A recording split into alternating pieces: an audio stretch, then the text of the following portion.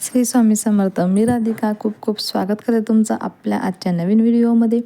तर चला, आज आपण मस्त असा होममेड घरच्या घरी पौष्टिक आणि मुलांना आवडणारा झटपट होणारा होममेड केक बघणार आहोत. तर आता रेसिपीला आपण सुरुवात करून घेऊया. सुरुवातीला मी इथे तुम्हाला साहित्य दाखवलेलं आहे, पण सांगण्यात काही वेळ वाया घालवत नाही. डायरेक्ट आपण रेसिपी सुरुवात करून घेऊ.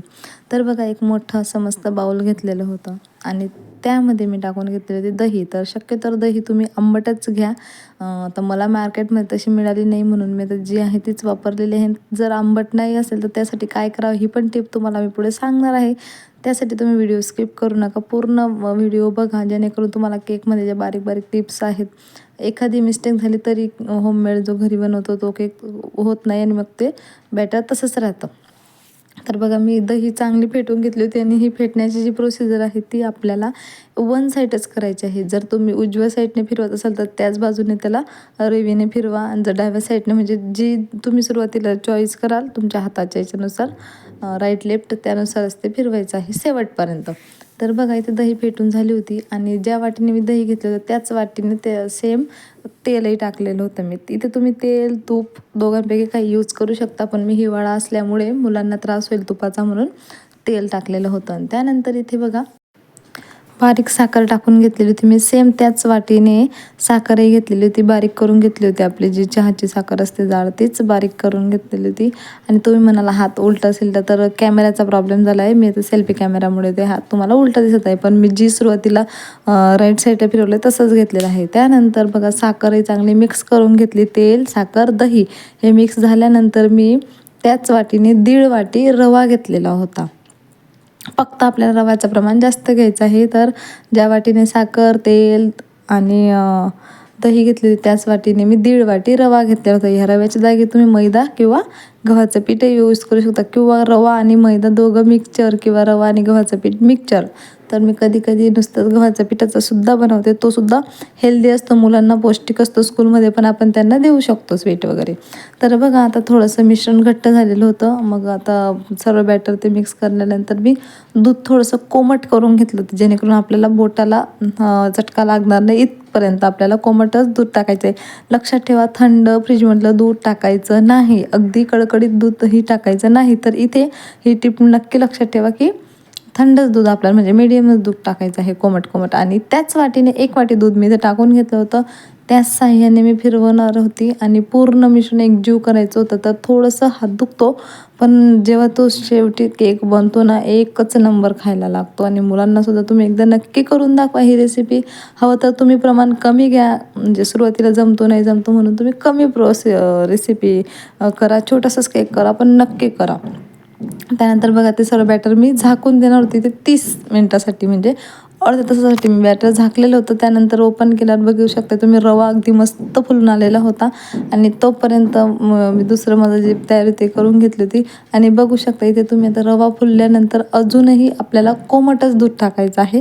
तर रवा छान फुलल्यानंतर थोडंसं ते बॅटर घट्ट होतं, आणि मग त्याला परत कन्सिस्टन्सी करण्यासाठी आपल्याला जो केकला लागणार असतं तर त्याप्रमाणे बॅटर करण्यासाठी परत मी थोडंसं दूध ॲड करू केलेलं आहे.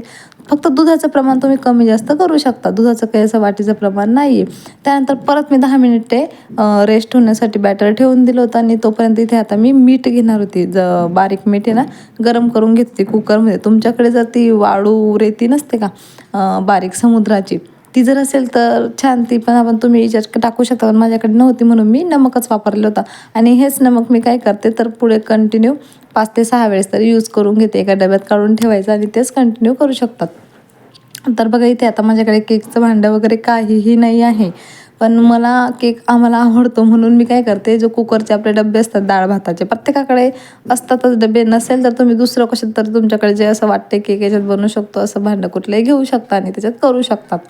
तर इथे मी याला काय केलं, तेलाने थोडंसं ग्रीस करून घेतलेलं होतं. आणि जर तुमच्याकडे इकोबेक्सचा जो पेपर वगैरे असेल तर तुम्ही तो सुद्धा टाकू शकतात. आणि जर नसेल तर माझ्याकडे होता, पण मला ही प्रोसिजर दाखवायची होती आज, त्यासाठी मी तो पेपर न टाकता असं मैदा थोडासा टाकून घेतला, कारण की प्रत्येक ताईंकडेच तो पेपर वगैरे असेल असं नाही, घरच्या साहित्य जर बनवायचं झालं तर, म्हणून मी आधी तुम्हाला दाखवत आहे. तर बघा, ते सर्व मी असं मस्त मैदा टाकून घेतलेला होता आणि एक्स्ट्राचा काढूनही घेतलेला होता. आणि त्यानंतर बॅटर बघू शकता तुम्ही, ते रेडी झालेलं होतं. त्याच्यात आता फक्त मी बेकिंग पावडर टाकलेलं होतं 1 मोठा चमचा. त्यानंतर अर्धा चमचा बेकिंग सोडा टाकलेला होता आणि थोडंसं चवीप्रमाणे मीठही याच्यामध्ये मी टाकणार होती. तर अगदी थोडंसंच मीठ टाकायचं, मिठाची जास्त गरज नसते कारण की ऑलरेडी सोडा, बेकिंग पावडर, थोडंसं त्याच्यामध्ये खारसटपणा जास्त असल्यामुळे मीठ फक्त आपल्याला क्वचित टाकायचं हे लक्षात ठेवा, नाहीतर केक चवीला घाण लागेल, खायला तो खारट लागेल किंवा ॲसिडयुक्त जास्त लागेल म्हणजे खारसट. त्यानंतर सर्व हे मी एकजीव करून घेतलेलं होतं आणि इथे मी पुढे एक गोष्ट यूज करणार आहे ती म्हणजे काय, तर तुम्ही पुढे शेवटपर्यंत बघा. हे सुद्धा मी त्याच ज्या दिशेला मी सुरुवातीला फिरवलं तेच यूज केलं होतं. तर इथे बघा मी थोडंसं इनो घेतलेला आहे. तर इनो का घेतला आहे की माझ्याकडे जी दही होती सुरुवातीला वापरली ती आंबट अजिबात नव्हती, त्यासाठी मला इनो यूज करावा लागला. जर तुमची दही पूर्णतः मस्त आंबट असेल तर तुम्हाला इनोची गरज नाही, हे लक्षात ठेवा. आणि जर तर तुम्हाला वाटतं आहे की नाहीतर मग सोडाचं प्रमाण कमी ठेवावं लागेल तेव्हा यूज करायचं इनो, नाहीतर मग तो चव त्याची थोडीशी जाते. त्यानंतर ते सुद्धा मिक्स करून घेतलं होतं मी इनो, त्याच्यावर थोडंसं पाणी टाकून म्हणजे ते छान एकजीव होतो तो इनो, नाहीतर मग त्याच्या गठोड्या तशाच राहतात. नंतर थोडेसे जे ड्रायफ्रूट्स वगैरे होते माझ्याकडे, इथे तुम्ही ड्रायफ्रूट्स प्लस चेरी वगैरे टाकू शकतात, पण माझ्या मुलांना नाही आवडत चेरी, ते मऊ मऊ असते त्याच्यामुळे त्यांना खायला नको आवडतं, मग ते काढून फेकून देतात केकमधून. त्यासाठी मी काय करते, टाकतच नाही, फक्त ड्रायफ्रूट्स टाकून घेते आणि थोडासा त्याला मी डेकोरेटिव्ह पण केलेला होता पुढे. तर बघा असं डब्यात टाकून घेतलं आणि त्याच्यातले एअर्स बबल्स जे असतात ते काढण्यासाठी थोडासा डबा हलक्या हाताने ठोकून घ्यायचा असतो. तर इथं भरपूर बॅटर तयार झालेलं होतं, ते फुलून आलेलं होतं रवा, आणि रवा बारीकच घ्यायचा, जाड रवा घ्यायचा नाही. तर मीठ अगदी गरम कळकळाट झालेलं होतं, त्यासाठी मला ते पकडमध्ये पकडूनच ठेवावं लागलं आणि कुकरची शिट्टी काढूनच हे लावायचं आहे. मंद आचेवरच आपल्याला करायचं आहे. गॅसची जी फ्लेम आहे ती कमी ठेवायची, फुल फ्लेमवर कधीच करू नका, नाहीतर ते खाली करपतो, आतमध्ये कच्चा राहतो आणि मग म्हणाल की केक कसा जमला नाही. तर ज्या पद्धतीने मी सांगितलं आहे त्याच पद्धतीने जर तुम्ही एकूण एक टिप फॉलो करून जर केक करायला घेतला तर 100% तुमचा केक परफेक्ट मी जसा बनवला आहे तसाच होईल, कसलीही मिस्टेक होणार नाही, खूप सुंदर लागतो. आणि एकदा जर केला ना तर तुमचे फॅमिली मेंबर म्हणतील अजून सारखं सारखं बनवा, कारण की माझी सेम कंडिशन झाली, मी एकचदा ट्राय केला होता, खूपदा आता मला करावाच लागतो.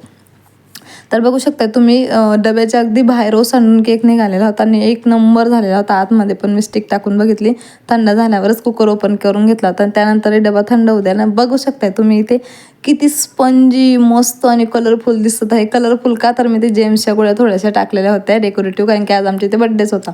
तर त्यामुळे तुम्ही असंही प्लेन खाऊ शकतात आणि खाण्यासाठी प्लेनच छान बरा. तर बघा तुम्ही एकच नंबर असं मस्त, आतमध्ये पण मस्त ब्राउनिश झालेला आहे, कलर पण सुंदर आलेला आहे आणि खायला तर वा वा. तुम्ही केल्याशिवाय तुम्हाला टेस्ट काही कळणार नाही, म्हणून तुम्ही नक्की ट्राय करा आणि व्हिडिओ आवडल्यास लाईक, शेअर, सबस्क्राईब जरूर करा. भेटूया पुढे.